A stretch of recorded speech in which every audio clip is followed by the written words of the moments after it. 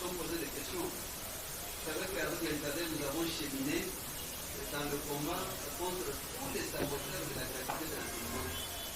L'ISADEL est une organisation gouvernementale qui s'occupe de la défense des droits de l'enfant et de l'élève. Donc elle ne peut pas supporter, elle ne peut jamais accepter qu'il y ait des gens qui sabotent la gratuité de l'enseignement, une institution constitutionnelle qui est à l'avantage des enfants et des élèves en République du Congo. Sans plus tarder, nous accordons la parole au président du Conseil d'administration, Odé Joseph Kayembe, pour lire la déclaration. Monsieur le Président. Déclaration de presse de la l'ISADEL en rapport avec la gratuité de l'enseignement de base.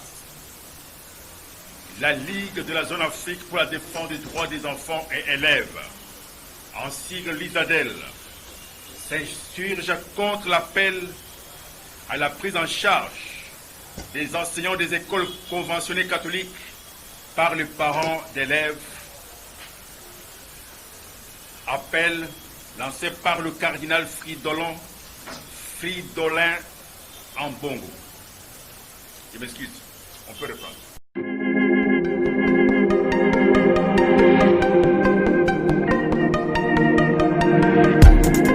Après 25 ans d'expérience, eh oui, de 1995 jusqu'à ce jour, Elton Store, l'unique shop congolais de Londres, la Grande-Bretagne, il est Londres, et ça lui cause la fierté à la communauté nabiso, et surtout, il y a un homme d'affaires congolais sérieux dans la diaspora. Oh yes, yes, yes, yes. C'est créé Elton Store et Sali Kakamoko, le sérieux, à quel na service qui toko na ba client na ye. Avec ma produit, il y a première classe, il y a qualité supérieure. Oh, il y a ma bombe à Eden Store. Oh yes, mon climat bimbe yeba. Ma maman à Londres va confirmer. Eden Store, c'est le perso des produits cosmétiques. Il y a solo produits originaux. Et yes, les alipes perso de produits alimentaires, naturels et organiques. Au travers de nos produits cosmétiques, Eden Store détient le secret. Secret ya solo, où ya poso ya maman moi c'est qui toko. Poso ya moi so penza basali kolula, poso ya moi so mobala kotala ya lembate. Poso so ko tamboli masanga sima. Eh oui, yango ne ba produit ezoteka na kati ya Eden Store. Na ba produit alimentaire, où ya Eden Store, yango de secret ya cuisine ya maman congolaise. Eh oui, nyonso ko so penza mobali na yo ezali. Pondu, matembele, ngai, ndole, fumbwa, ndunda, bilembwe, oyo nyonso penza, oyo kobonga pona cuisine na ezali. Oh yes, yes, yes. Olingi mobali na yo asepela na yo libela na libela. Olingi mobali na yo atalaka yo lokola mwasi azali kolula sika. Oh yes. Olingi mobali na asisa biloko nyonso otielaka ye na mesa. Secret ezali kaka moko. Eden Store.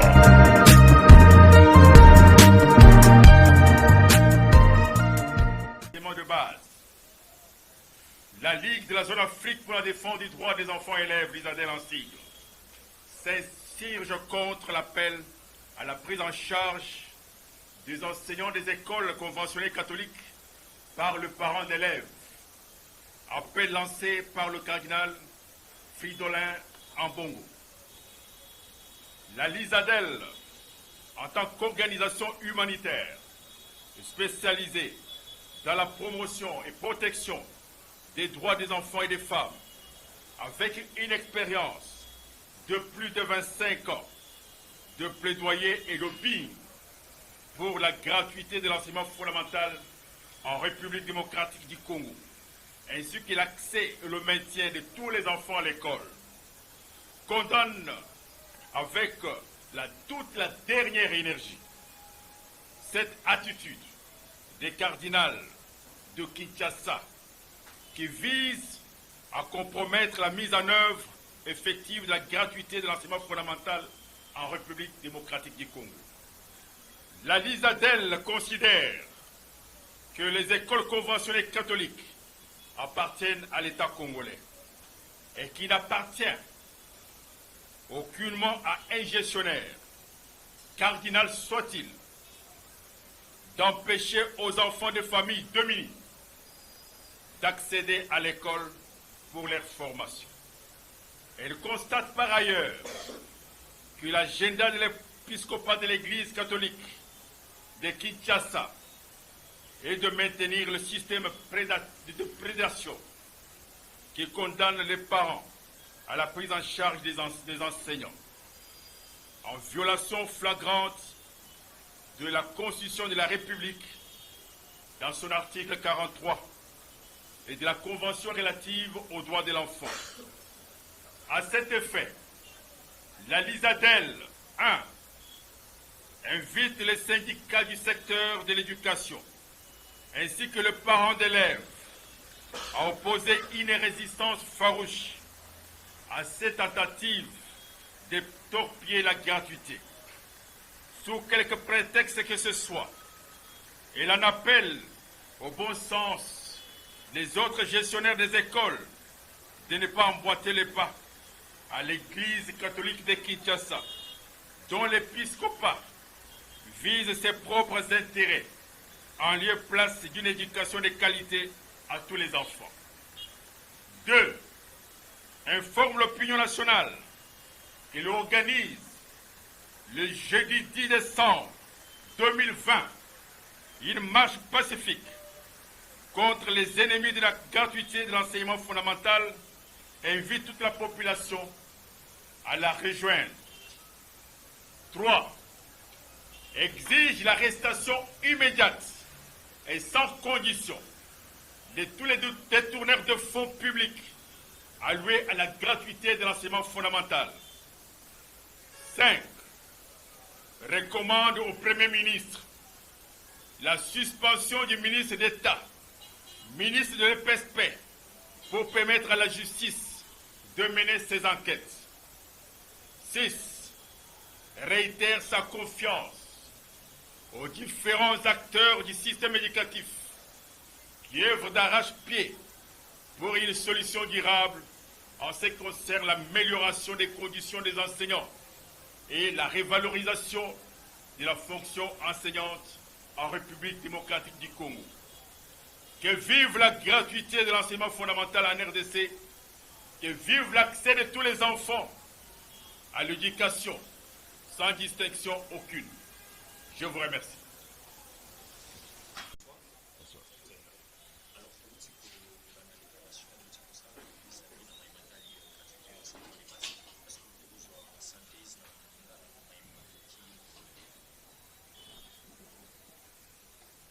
bino nyonso boyebi ke na mboka na biso toza na bakuluna na enfants de la rue na bana ebele babebi parce que moyen ya baparents bati na bango na école eza te.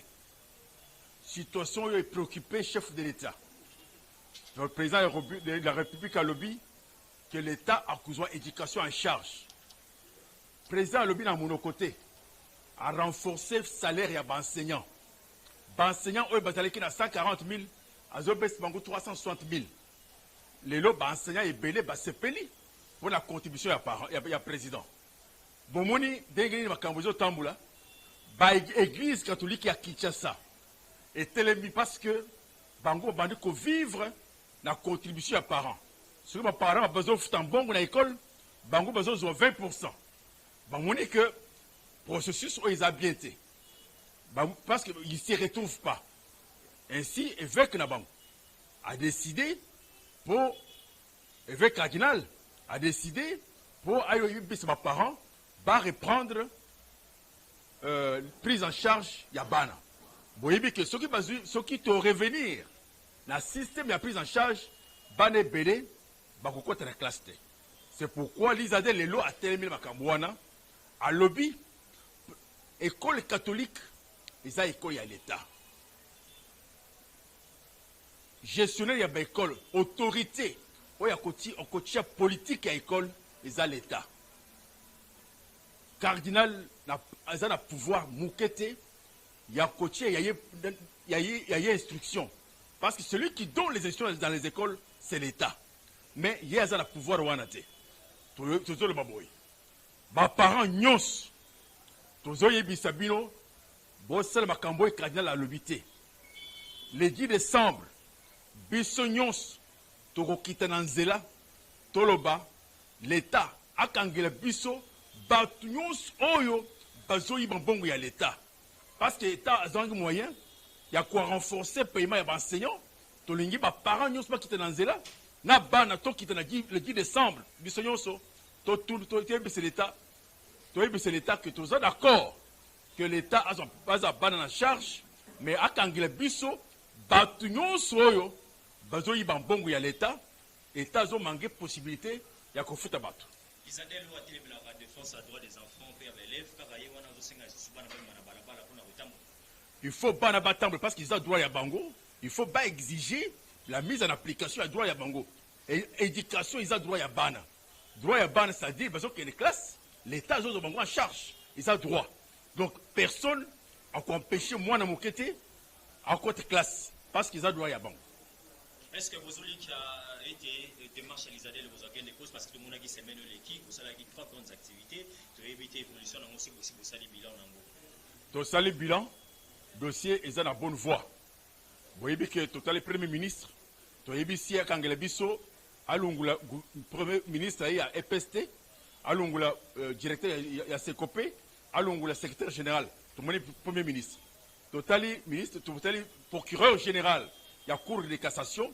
Pour akangele biso ba mi binyo soyo ba ibimbongo ya éducation et totali monseigneur Ambongo cardinal to yebisie kaza pouvoir mukete to salicite ne pas inayi to yebisie azana pouvoir mukete ya kopesa instruction contraire na ba école to yebisie il faut atika moi dans la question.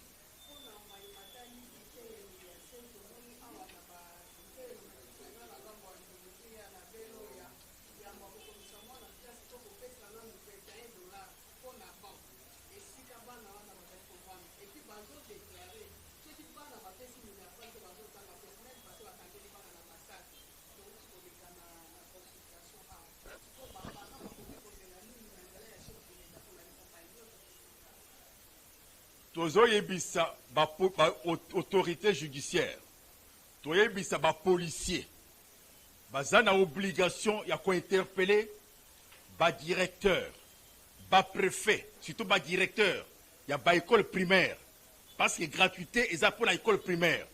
Tozo telemela, tozoyebisa bango. Ceux qui vont moni préfet et plutôt directeur, azoyebisa ba parents ba pesa mbongo. Il faut beaucoup engager. Bokenaye au niveau de la justice, ayebisa ba autorité, dengeni yaza pouvoir ya kosenga mbongo. Parce que ba policier ba kangaye, ba parents nyons, ceux qui bon moni que directeur azo senga mbongo. Bokene kuluka ba policier ba kangaye, ba kenaye na parquet, akene kuluka na pese pouvoir ya kosenga mbongo pour na ba école publique. Baza ba naïf.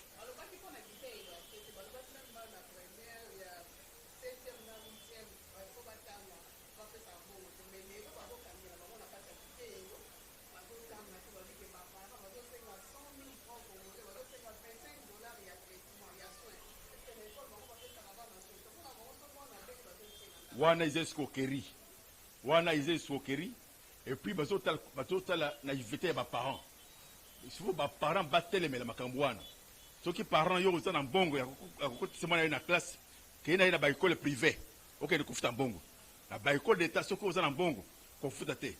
La zoé, c'est mes parents moussous.